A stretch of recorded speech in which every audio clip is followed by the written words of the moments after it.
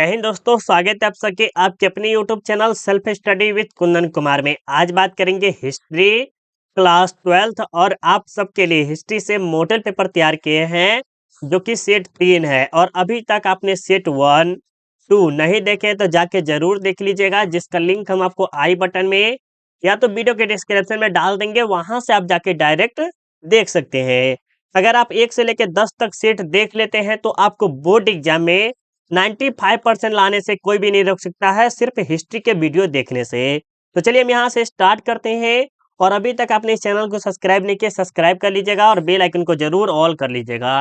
Telegram आपको 100% join करना है, क्योंकि यहाँ पर आपको कुछ दिन बाद आपको टेस्ट होने वाले हैं जो कि बहुत ही आपके लिए इम्पोर्टेंट है। तो जरूर ज्वाइन कर लीजिएगा, जिसका लिंक हम आपको वीडियो के डिस्क्रिप्शन में डाल दिए हैं, वहां से आप जाके डायरेक्ट ज्वाइन कर सकते हैं।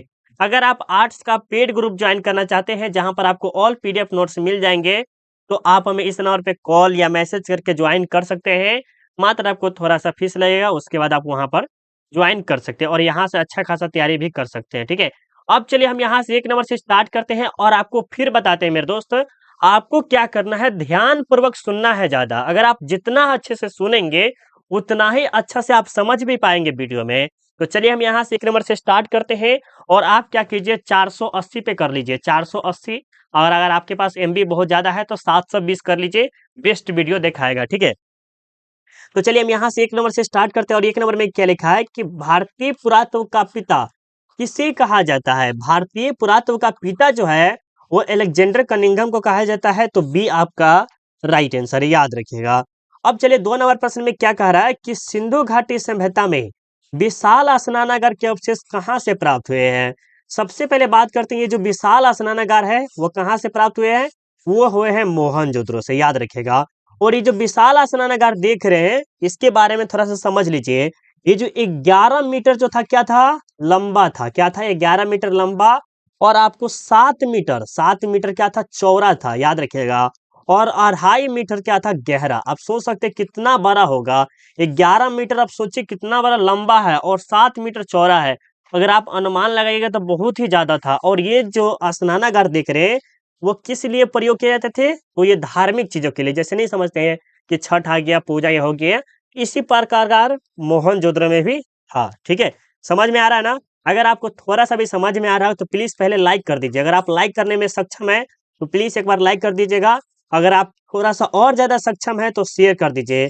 अगर आप जितना शेयर करेंगे उतना ही जल्दी हम आपसे लिए टेस्ट लाएंगे, जिसमें आप अच्छा खासा स्कोर करेंगे तो आपके लिए बोर्ड के लिए अच्छा ही होगा। ठीक है, तो चलिए हम आगे चलते हैं और आगे देखते हैं क्या क्या प्रश्न आएंगे। ठीक है, यहाँ पर 3 नंबर में देखिए कि हड़प्पा सभ्यता का सबसे बड़ा नगर कौन सा था।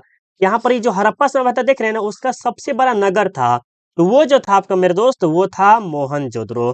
तो ये आपका राइट आंसर है। और कभी कभी मोहनजोदड़ो ऑप्शन में न रहे और राखी गढ़ी रहे, सॉरी याद रखिएगा, राखी गढ़ी रहे ऑप्शन में, तो आपको राइट आंसर राखी गढ़ी लगाना है। और मोहनजोदड़ो से भी बड़ा कौन है, राखी गढ़ी है, याद रखिएगा। ठीक है, चलिए अब यहाँ पर देखिए क्या कह रहा है कि लोथल स्थित है। ये जो लोथल है वह कहाँ पर स्थित है, गुजरात में, पश्चिम बंगाल में, राजस्थान में, पंजाब में। एक लोथल है और कोई जगह है जो कि भारत में रह गया था, बाकी पाकिस्तान में सब चीज जो मोहनजोदड़ो जानते हैं वो सारा का सारा पाकिस्तान में चला गया हुआ है। ठीक है, तो आपका जो राइट आंसर क्या हुआ, ये गुजरात में है। ठीक है, याद रखिएगा, ये आपका बिल्कुल ही राइट आंसर है।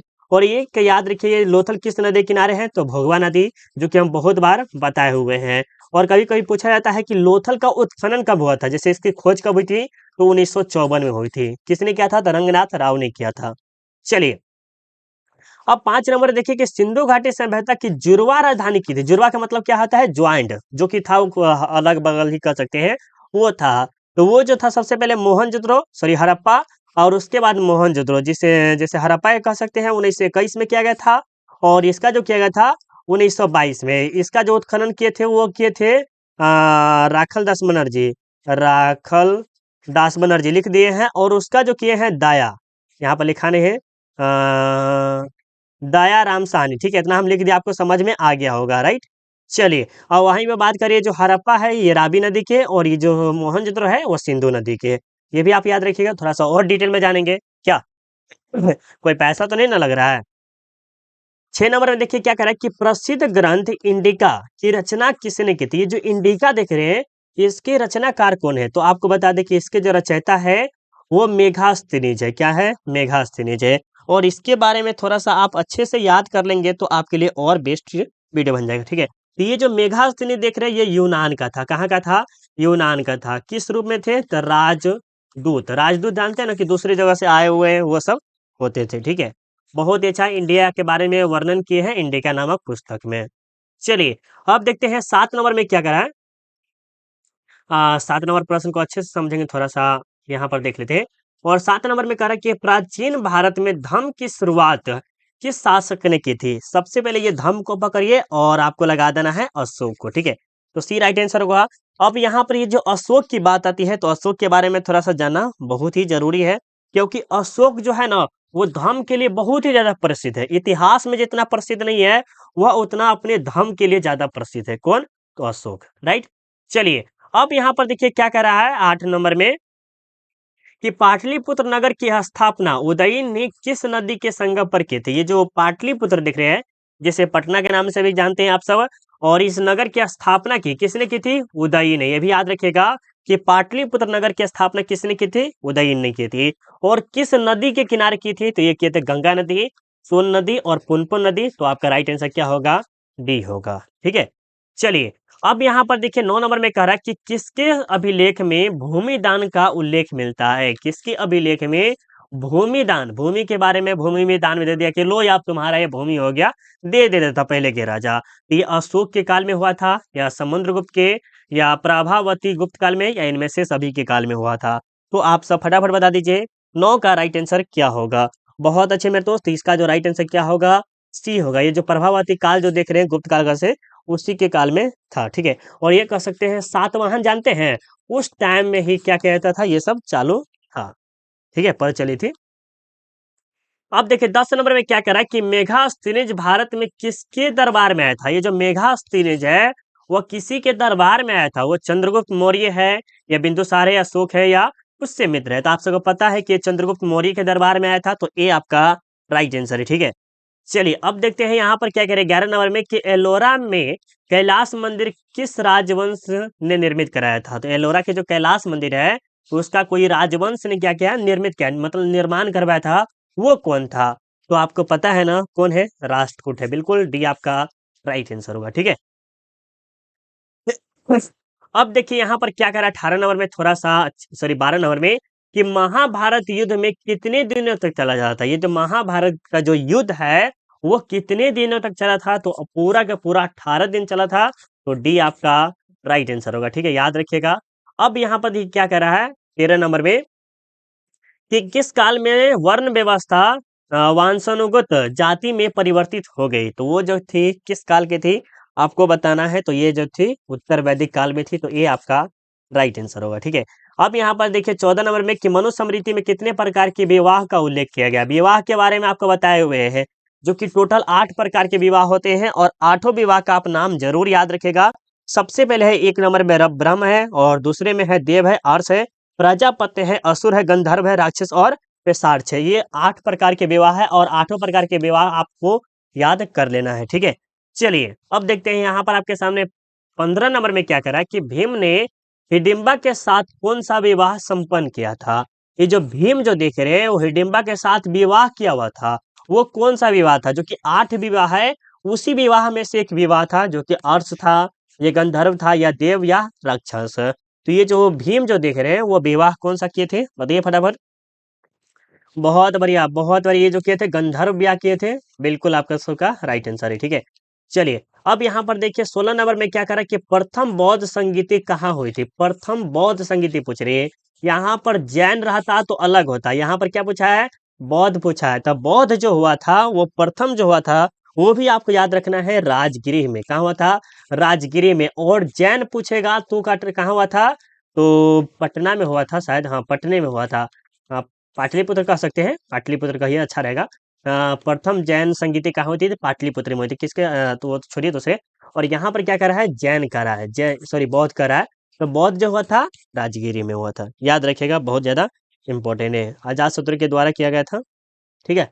चलिए, 17 नंबर में देखिए कि तलबंडी में किस प्रसिद्ध संत का जन्म हुआ था। तलबंडी में किसी न किसी प्रसिद्ध संत का जन्म हुआ था, जिसका नाम था कबीर, रैदास, मीरा, गुरु नानक था। आप सबको पता चल गया कि गुरु नानक जी का जन्म हुआ था कहाँ, तो कबीर अथी में, तलबंडी में। ठीक है, चलिए यहाँ पर देखिएगा, आत्मा का पूर्ण जन्म मुख्य विषय है। आत्मा का पूर्ण जन्म मुख्य विषय है, तो किसके लिए है या नहीं है, तो बताइए। तो इसका जो राइट आंसर क्या होगा, तैत्तिरीय उपनिषद का। तो आपका राइट आंसर क्या होगा, यहाँ पर बी होना चाहिए। यहाँ पर बी कर लीजिए, उसको सी कर लीजिए। ठीक है, इतना तो थोड़ा मोड़ा मिस्टेक होता रहता है। अब यहाँ पर क्या कह रहा है 19 नंबर में, देखिए कि बुद्ध के उपदेशों का संकलन है। ये जो बुद्ध कोई उपदेश दिए उसका संकलन किसमें है, तो हम देखिए बुद्ध चरित्र में भी सुने हैं, सुत्त पिटक में भी सुने, विनय पिटक में भी, अभिधंग पिटक में भी। ठीक है, सबसे पहले जो ये बुद्ध ने तीन त्रिपिटक नाम के पुस्तक भी लिखे हैं, जिसमें तीन टोकरिया है, नाम से जाना जाता है, एक सुत्त पिटक, विनय पिटक और एक अभिधम पिटक। और ये बुद्ध चरित्र हमको पता नहीं चल रहा है, तो इसमें जो राइट आंसर हमको बहुत ही कंफ्यूजन है। तो आप अगर आपको पता है तो आप जरूर इसका सजेस्ट करेंगे, बट हमें इसका जो राइट आंसर लग रहा है वो ए होना चाहिए, राइट। लेकिन आप देखिए क्या आप कमेंट करते हैं, 19 नंबर का आप कमेंट करके जरूर बताइएगा, ठीक है। नहीं तो बाद में हम कमेंट देख लीजिएगा, आप भी हम कमेंट कर देंगे अच्छे से, ठीक है। सांची मध्य प्रदेश के किस जिले में स्थित है। ये जो सांची दिख रहे हैं वो मध्य प्रदेश के किस जिले में है, तो ये जो है रायसेन में है। ये भी आप याद रखिएगा, 20 का आपका बी होगा, राइट। चलिए बता दे। और ये जो है रायसेन, जो ये जो सांची देख रहे हैं, ये बेतवा नदी किनारे है। बेतवा जानता भी नहीं होगा, बहुत स्टूडेंट बहुत जानते भी होंगे, ठीक है। बेतवा नदी के किनारे स्थित है। अब यहाँ पर देखिए 21 नंबर में क्या कह रहा है कि कालिदास, भवभूति, सुबंधु एवं बाणभट्ट आदि किस धर्म के अनुयायी थे। तो ये जो थे 21 नंबर का आपका राइट आंसर जो होगा वो वैष्णव धर्म के अनुयायी थे, डी आपका राइट आंसर होगा। अब यहाँ पर देखिए बौद्ध परंपरा में अशोक ने कितने स्तूप बनवाए। देखिए हम आपको क्या बोले हैं कि अशोक जो है ना वो धर्म के लिए बहुत ही ज्यादा प्रसिद्ध थे, जितना वह इतिहास के लिए नहीं प्रसिद्ध थे वो कई गुना वो धर्म के लिए प्रसिद्ध थे। क्यों, क्योंकि ये जो अशोक है ना वो बौद्ध धर्म का प्रचार बहुत ही जोर शोर से किए थे, अपने बल बूते पैसा धन दौलत सब चीज दे दिए हुए थे क्लास, समझिएगा। तो वो कुल कितने जो है स्तूप बनवाए हुए थे, तो कम से कम 84,000 ऐसे बने थे। इकाई दहाई सैकड़ा हजार 10,000 84,000 करीब वो बनाए हुए थे, कौन, अशोक, ठीक है। 23 नंबर में देखिए क्या लिखा है आपके सामने, तहकीक हिंद किसकी यात्रा वृत्तांत थे। तहकीक हिंद किसकी यात्रा वृत्तांत थे, तो 23 नंबर का राइट आंसर जो आपका बिल्कुल ही राइट आंसर क्या होगा, अलबरूनी जो देख रहे हैं ये आपका राइट आंसर होगा, ठीक है। और एक बात याद रखिएगा, ये जो अलबरूनी का था फ्रांसीसी था, ये याद रखिएगा, सॉरी फ्रांसीसी, फ्रांसीसी, ये फ्रांसीसी थे। ये भी आप याद कर सकते हैं, फ्रांस से थे, ये भी आप कर सकते हैं, ठीक है। फ्रांस के बहुत बड़ा विद्वान एक प्रकार से थे, ये भी आप याद रख लीजिएगा अच्छे से। अब एक प्रश्न और बनता है, एक प्रश्न और बनता है जो कि आपके लिए वेरी वेरी इंपॉर्टेंट प्रश्न है, अच्छे से याद कर लीजिएगा। दोनों का दोनों प्रश्न बार बार पूछे जाते हैं और बोर्ड बोर्ड परीक्षा में बहुत बार पूछा भी गया है। ये जो इब्न बतूता देख रहे हैं ना, इब्न बतूता, आपको ये याद रखना है, ये जो किताब उल रेहला, ठीक है, किताब उल रहला नामक जो पुस्तक जो है ना, इसके रचयिता कौन है, इब्न बतूता है, ठीक है।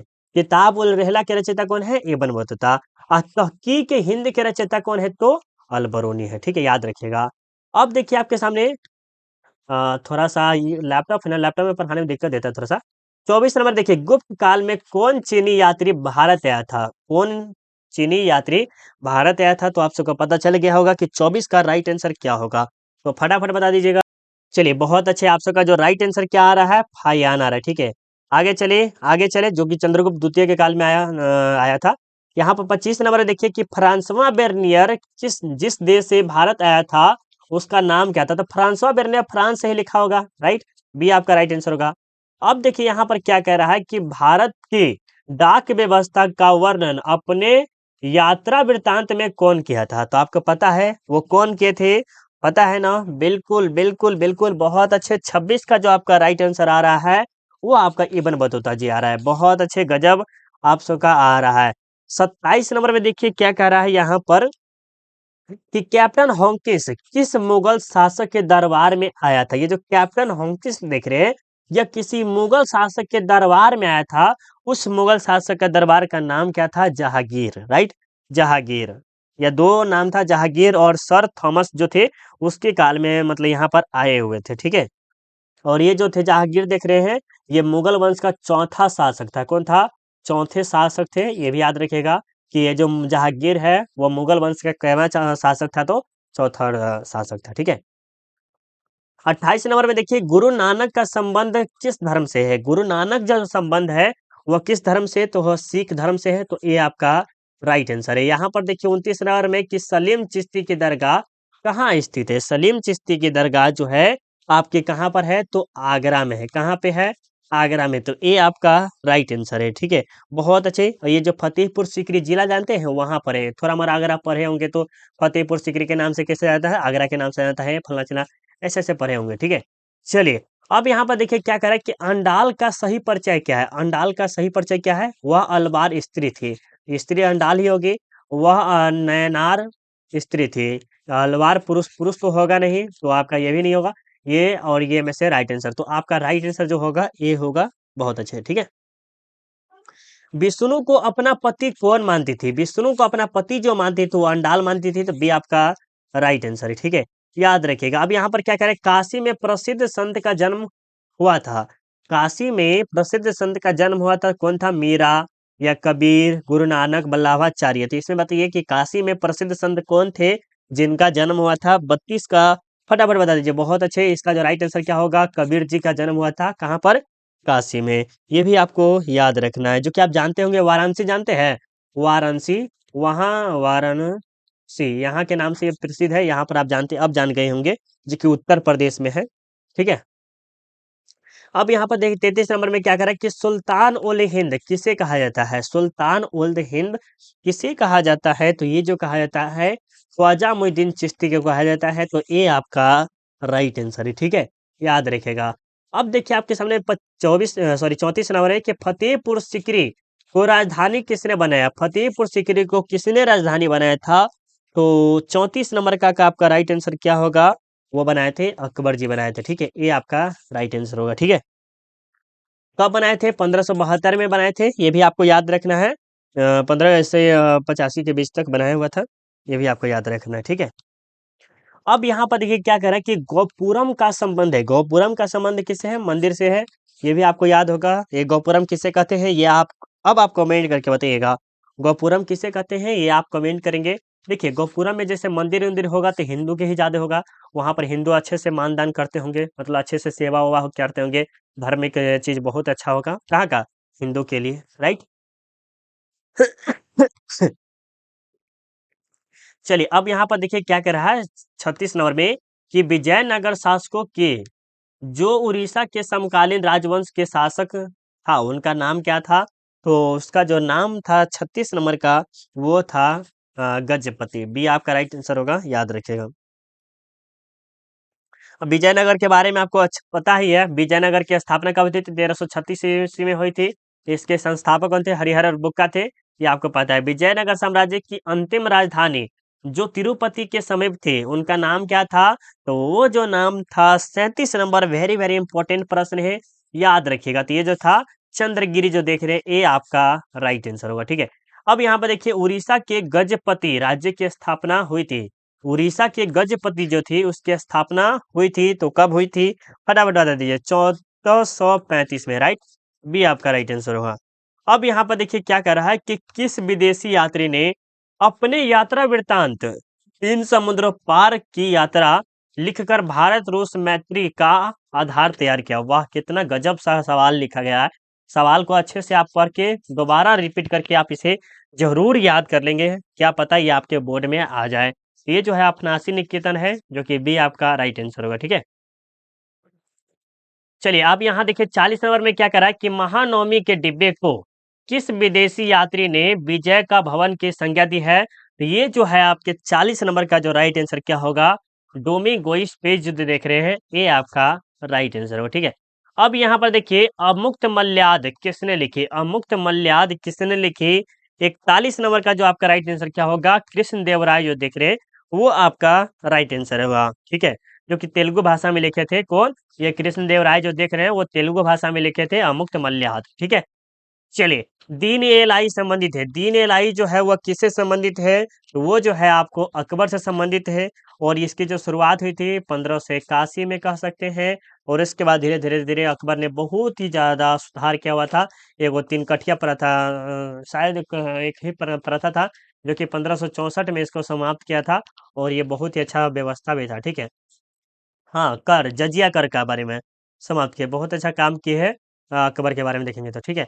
अकबर। राइट। अब यहाँ पर देखिए आपके सामने 43 नंबर में कि तंबाकू का सेवन सर्वप्रथम किस मुगल सम्राट ने किया था? तंबाकू का सेवन जो है सर्वप्रथम जो किसी न किसी मुगल सम्राट ने किया हुआ था, जिसका नाम क्या था मेरे दोस्त? वो जो था अकबर था, ठीक है? याद रखिएगा। और कभी-कभी पूछा जाता है कि तंबाकू पर किस राजवंश ने प्रतिबंध लगाया था? तो जहांगीर ने लगाया था, ठीक है? याद रहेगा ना, प्रतिबंध जो लगाए थे वो जहांगीर लगाए थे और इसकी शुरुआत जो की थी अकबर ने किए थे, ये भी याद रखिएगा। अब यहाँ पर देखिए आईने के अनुसार सिंचाई वाले क्षेत्र में वर्ष में कितने फसल की हो जाती है? ये प्रश्न उलपटा लग रहा है ना? लेकिन तभी भी आपको याद रखना है इसका 3 राइट आंसर होगा, बट ये प्रश्न कोई खास नहीं है, ठीक है? अब यहाँ पर देखिए क्या कह रहा है कि परगना मुगल काल में था। परगना मुगल काल में क्या थी? एक बताना है तो आपको राइट आंसर पता चल गया होगा। ये जो थी आपको 45 नंबर का बताना है। बहुत अच्छे, एक प्राशंसिक प्रमंडल थी, ठीक है? राइट आंसर बी होगा। सॉरी बी नहीं, ए होगा, ए होगा। सॉरी ए नहीं होगा बी ए होगा क्या मिस्टेक हो रहा है? अब देखिए अकबरनामा एवं आइन अकबरी के अनुवादक कौन है? अकबरनामा एवं आइन अकबरी के अनुवादक कौन है? बेबरीज है, जैरेट है, ब्लैकमैन है या सभी है? तो 46 का आपका राइट आंसर क्या होगा? ये जो है सभी है, तो डी आपका राइट आंसर है, ठीक है? अब यहाँ पर देखिए 47 नंबर में क्या कह रहा है कि साम्राज्यवादी इतिहासकार है। साम्राज्यवादी इतिहासकार जो है आपको डब्ल्यू एच मोरलैंड जो देख रहे हैं वो आपका बी राइट आंसर होगा, ठीक है? जीतल क्या है? जीतल जो है आपके क्या है? शस्त्र है, वाद्य यंत्र है, सिक्का है, उपाधि है। तो जीतल जो एक प्रकार की क्या है मेरे दोस्त? 48 नंबर का फटाफट बताइएगा। बहुत बढ़िया, बहुत बढ़िया। एक प्रकार के सिक्का है, किसका? चांदी का, ये भी याद रखिएगा। सॉरी, चांदी का सिक्का है, किसका है? चांदी का सिक्का है। कौन? तो ये जीतल, राइट। अब यहाँ पर देखिए आपके सामने 49 नंबर प्रश्न के निम्नलिखित में कौन मुगल बादशाह आलमगीर के नाम से जाना जाता है? आलमगीर के नाम से जो जाना जाता है वो मात्र औरंगजेब है, जो कि आपका सी बिल्कुल ही राइट आंसर है, ठीक है? औरंगजेब। अब ये आपके लास्ट सवाल है 50 नंबर में कि निम्नलिखित इतिहासकारों में कौन अकबर के समकालीन था? अकबर के समकालीन था तो आप सबको पता है कि अकबर के समकालीन जो था वो बदायूं था, ठीक? कौन था? बदायूं। क्या हो गया बे? चलिए, अब यहाँ से अगर आपको देखिए, अगर हम आपसे एक रिक्वेस्ट करेंगे मेरे दोस्त, जैसे सेट 1, 2, 3 ये तीनों के तीनों अब समाप्त हो गया। अब सेट 4 आप सबके लिए लाए या नहीं लाए? कमेंट करके बताइएगा। प्लस आपको बता दें कि वॉइस कैसा है ये ज़रूर कमेंट करिएगा। प्लीज़ अभी तक लाइक नहीं किए हैं, लाइक कर दीजिए और अपने दोस्तों को एक बार जम के शेयर कीजिए। जितना अगर आप शेयर करेंगे ना, उतना ही मेरे लिए अच्छा होगा और हो सके तो क्या कीजिए, टेलीग्राम जॉइन कर लीजिए, जहाँ पर जल्दी ही हम टेस्ट लेने वाले हैं। तो टेलीग्राम आपको 100% जॉइन कर लेना है, राइट? चलिए मिलते हैं अगले वीडियो में। अभी के लिए बाय बाय, जय हिंद, जय Bharat, take care, bye bye.